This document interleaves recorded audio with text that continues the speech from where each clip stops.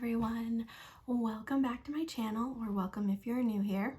If you were with me last week, we talked about Waverly Hills Sanatorium and we dove into the history and the hauntings. If you missed it, I'll be sure to link it below. Today is gonna be a good one, in my opinion. I've got my cup of coffee because by the time I'm recording this, it's actually, what time is it? Feels like it's been forever. Probably like what, noon? Today's a good one. And I got my coffee for it because I need to be awake. I also got my water just because we can't always drink coffee. Some may disagree.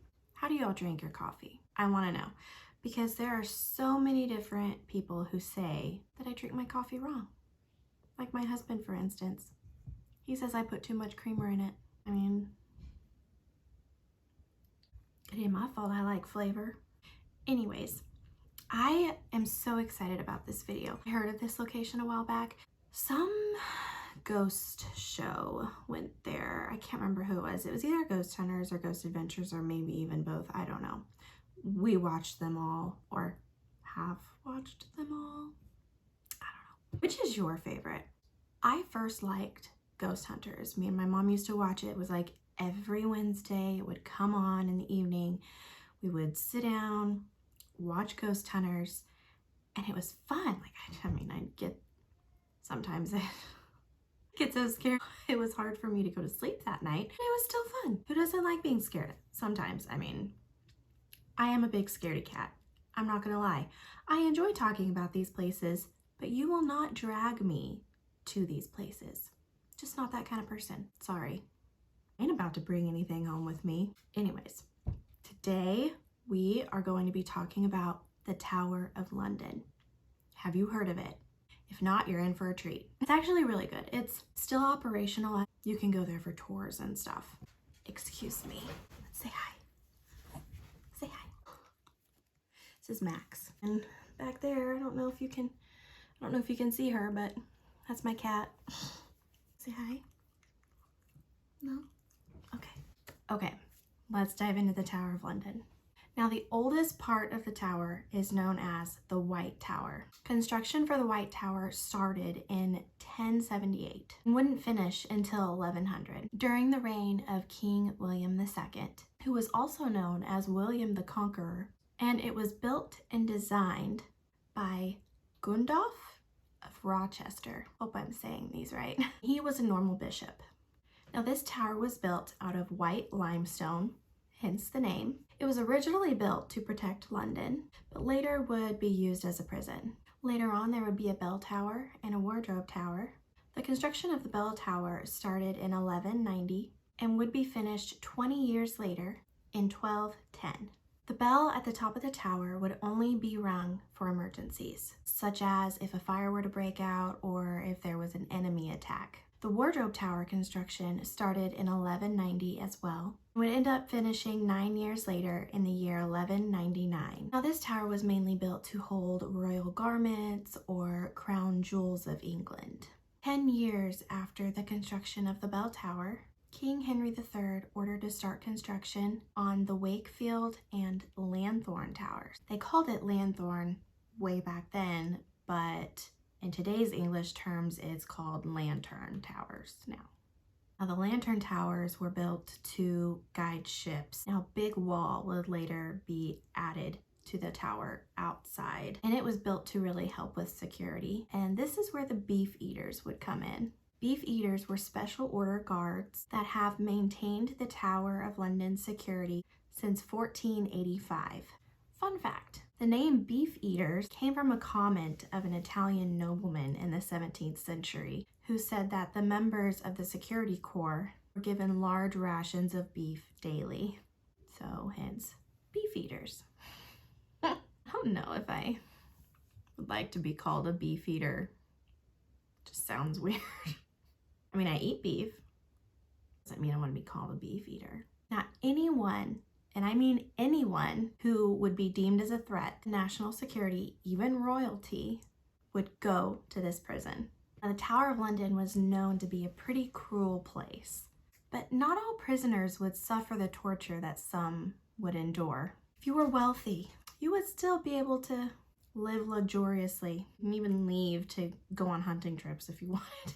A Scottish king named John, he was imprisoned in the Tower of London, but he was actually one of the privileged inmates. He was able to bring his own servants, hunting dogs, and wife while he served out his 3-year sentence. Imagine being that wife, living in a prison for 3 years. I wouldn't want to be like, yon yon. Now there was torture that happened at the tower. The most famous torture device was called the rack, and it would be used on a few prisoners.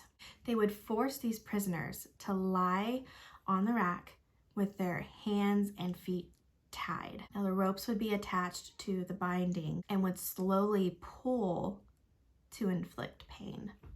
That doesn't sound like fun. They were essentially stretching the prisoner. Now this specific torture device was mainly used on political prisoners to provide information. Now executions were popular at the tower. In fact, the executions were more common than the torture was. These executions were usually beheading, a firing squad, or hanging. Do you know someone who you're just like, why were you ever born? Those awful human beings. I'm sure they were born for a reason, but you're just like, why? We're gonna be talking about one of those men today in this video. He's a peach. Now there was a writer and a statesman, and his name was Sir Thomas More, and he would end up being beheaded after refusing to recognize King Henry VIII as head of the Church of England in 1535. Now in 1536, King Henry VIII actually had his wife, Annie, is it Annie? Annie or Anne Boleyn, but he beheaded her because she gave birth to their stillborn son. I mean, can you imagine being Annie? I'm just gonna call her Annie. I'm really sorry if I'm saying her name wrong. Could you just imagine being married to this king? You're pregnant, you know, you're happy. I don't know if she was happy. I don't think he's a very nice man. She's about to have a baby, you know, start the next chapter in her life, and all of a sudden the baby is stillborn. She's devastated, and all of a sudden your husband is like, it's your fault. I mean, different times. Later, in 1542, he ended up beheading his 5th wife, Catherine Howard. Now listen, I know divorce was a thing back then. Now there was another prisoner who would end up being executed, and his name was Guy Fawkes. He was executed in 1606. He was originally arrested for participating in a plot to blow up Parliament. Now today, the London Tower is really a tourist attraction. It has been since the 19th century. You can go there and check out the place. I think it'd be fun to go there. I really do. It looks beautiful. I love those old buildings like that. It's just the ghosts, man. I don't want to bring them home with me. The one and only ghost tour I went on was in Eureka Springs, Arkansas. Oh, what was the name? The Crescent Hotel. That was fun. I mean, nothing happened, but it was fun. It was fun learning about all the history and stuff. That was the only ghost tour I've been on, I think, that I can remember. That was just a few years ago, so I just don't want to go anywhere vicious. That's my thing. I'm just a scaredy cat. The last inmate who would be beheaded at the Tower of London was Simon Fraser. I am so bad at names. Why am I like this? Now, he was arrested for his role in the Scottish Jacobite Rebellion in 1745. After this, 11 German spies were executed at the tower during World War I. So, now that we dove into the history of the Tower of London, let's talk about the ghosts, shall we? Coffee is almost gone. Now let's first talk about King Henry VI. Now, King Henry VI was the only child of King Henry V. Unfortunately, King Henry VI found himself in a Game of Thrones situation. In 1471, as the Wars of the Roses were going on in England, King Henry VI was imprisoned by the House of York at the Tower of London. Although reports state that King Henry VI died of a broken heart, we all know that's not what really happened. May 21st of 1471, after Edward took his throne, and Edward was Richard of York's son, he ordered the assassination of King Henry VI. Henry would end up being stabbed to death as he knelt in prayer at the Wakefield Tower. That's so sad. They say that on the evening of every anniversary of his death, he is seen pacing, and you can sometimes hear his screams, but he always disappears at the stroke of midnight. Could you imagine being there like ghost hunting or something, and you're in the area where he's seen? He just pops up, and then all of a sudden at the stroke of midnight he disappears. I mean, next is the two little princes. In 1483, Richard III took over the throne, and he had his two nephews, Edward V and his brother Richard, imprisoned at the Tower of London. Now, these were just boys. I mean, but by the end of that same year, the boys disappeared and were never seen again. It was said that they were murdered in hopes of either royal trying to take claim of the throne. In 1674, they found two children skeletons in the tower's stairs. They would finally receive a proper burial at the Westminster Abbey. Now, people have reported seeing two children, believed to be little Edward and Richard, and they are seen wearing white nightshirts in what is known as the Bloody Tower. Now, visitors that'll go will hear the sounds of children throughout the halls of the grounds. Next, we'll talk about poor Annie Boleyn. Remember her? Now, sweet Annie was accused of adultery and incest, so he could remarry another lady who he was hoping would give him a son. Shortly before she was executed, Annie told the crowd to not blame her husband. She didn't deserve this. Now, today, Annie's ghost is seen near her execution site, which is now called the Queen's House, a house Henry built for Annie and near the chapel where her body lies. Because he built that house for Annie, I wonder if he felt remorse for killing her. Because, you know, she says, don't blame my husband. Maybe she understood, which is really sad. I mean, I don't know. I can't speak for them. This is just my theory. But I mean, maybe she understood that. Maybe she thought, maybe I can't bear a son. You need to marry someone else. But still, why execute her? He could have just divorced her. I mean, that was a thing back then, right? Pretty sure it was. I don't know. He had so many wives, but I think he only executed like 2, unless the others died. I don't know. I didn't really look into it. So if you know, let me know in the comments, because I'm kind of curious. But she is sometimes spotted walking the grounds, holding her unattached head in her arms. The local guard there just walking around, going to hang out at the tower, you know, check it out, and you just see this woman, this headless woman walking with her head in her arm. I mean, yikes. Next, we'll talk about Margaret de la Pole. Now, Margaret was actually related to King Henry VIII. And at first, she was in good standing with him. He allowed her to be the 8th Countess of Salisbury. But unfortunately, that didn't last very long. Soon, it would all come crashing down when her son, Reginald, would speak out against the king's annulment with Catherine of Aragon. But when the guards came to arrest Reginald, he was actually gone to France. So King Henry VIII decided to take his anger out on Reginald's mother, Margaret.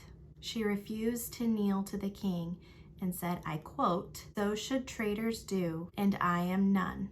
In my opinion, he just seems like a bad dude. I mean, that's my opinion. Her death was actually pretty gruesome, that as the executor raised his axe, Margaret decided she was going to try to run. The executor eventually caught up with her and essentially hacked her to death. They say you can still hear her screams at the site where she was executed. Now, I would hate to see this, but some visitors say they've actually seen the reenactment, the ghostly reenactment. Like, I would hate to see that. Next, we're going to talk about Henry VIII's armor. Now, we all know Henry VIII. He's just a great guy, right? Wrong. Different times back then, but still, he didn't have a great track record, you know? Anyways, in the White Tower is where his armor is stored. People have reported having a super heavy feeling as soon as they enter the area that his armor is in. Some people have been struck by a force they can't see. One person, now this would have freaked me out, one person said how they were covered and strangled by a heavy cloak. But once they were able to get free of that cloak, they realized they were the only ones in the room, or alone. Another person stated how they were in the room and they were going to sit down and kind of relax, take their shoes off, chill out for a little bit, when all of a sudden they heard a voice behind them saying, and I quote, "There's only you and I here." No. Next, we'll talk about the married couple, Lady Jane Grey and her husband, Guilford Dudley. Poor Jane was put in a bad situation. She was the great-granddaughter of Henry VII. Many of her family members convinced her that she was the rightful heir and should be crowned queen. Once she started going along with it, a group of men tried to move forward with the plan. However, King Henry VIII's daughter, Mary I, she had other plans. Once she married Philip of Spain, she would be crowned queen. Soon after, she sentenced Lady Jane and her husband. Jane was only 16 at the time. At the Beauchamp Tower, her husband Dudley's ghost can be seen weeping at night. Jane was spotted in 1957 walking amongst the battlements.